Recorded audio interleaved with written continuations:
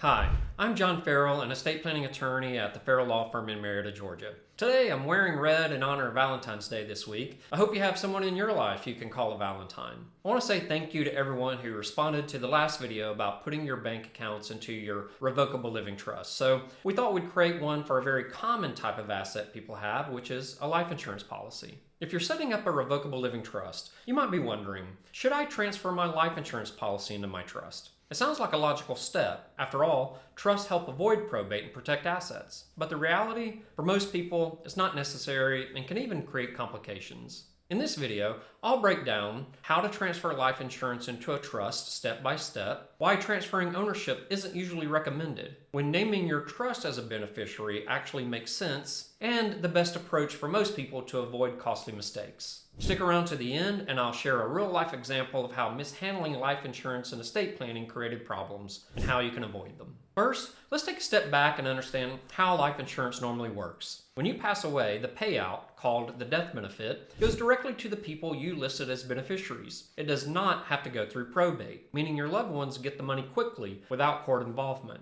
Here's an example. Let's say you have a $500,000 life insurance policy and you've named your spouse as the beneficiary. When you pass, the insurance company cuts a check directly to your spouse. No lawyers, no court delays, just a simple payout. Because life insurance already bypasses probate, there's usually no reason to transfer it into your trust. Okay, so you can transfer your life insurance into your trust in two ways. Number one, changing the owner of the policy to your revocable living trust, or number two, naming your trust as the beneficiary of the policy. But while these are possible, they aren't always a good idea. Let's start with ownership. If you want your trust to own your life insurance, here's what you need to do. Step 1, contact your insurance company and request a change of ownership form. Step 2, list your revocable trust as the new owner. Step 3, provide details like the trust name and date. Step 4, your trustee, which is likely you if it's a revocable trust, will now have responsibility for premium payments. But here's the catch. This usually doesn't give you any real benefit and can even create problems. So let's talk about why it's often unnecessary.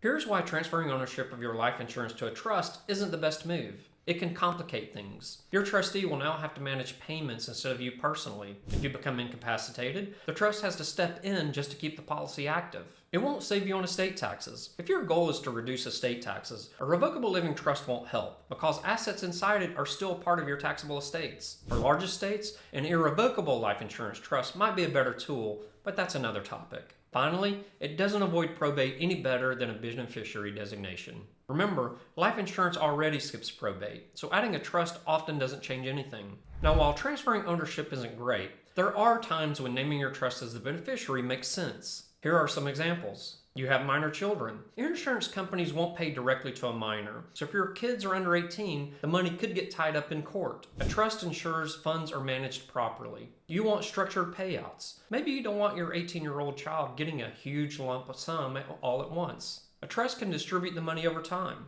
You have a financially irresponsible beneficiary. If your loved one isn't great with money, the trust can control how and when they receive funds instead of giving them full access immediately. And finally, you're worried about creditors or divorce. If a beneficiary gets divorced or sued, a lump sum payout could be at risk. A trust offers some protection by keeping the funds out of their direct control. So what's the best move for most people? Keep your life insurance in your name. There's usually no need to transfer ownership to your trust. List your loved ones as beneficiaries. This keeps things simple and ensures a fast payout. And only use a trust when necessary. If you have young kids, special needs beneficiaries, or unique financial concerns, then a trust can be a great tool.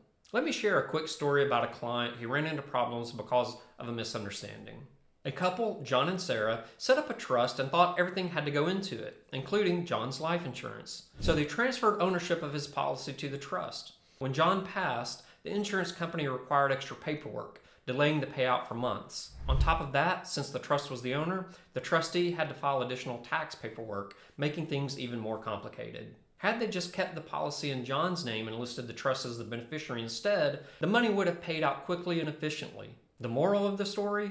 Understand when to use a trust and when to keep things simple. Estate planning can feel overwhelming, but making the right decisions today will make life easier for your loved ones tomorrow. If you need help structuring your life insurance and trust properly, let's talk. If this video helped you, hit that like button, subscribe for more estate planning tips, and share this with someone who might need it. See you next time.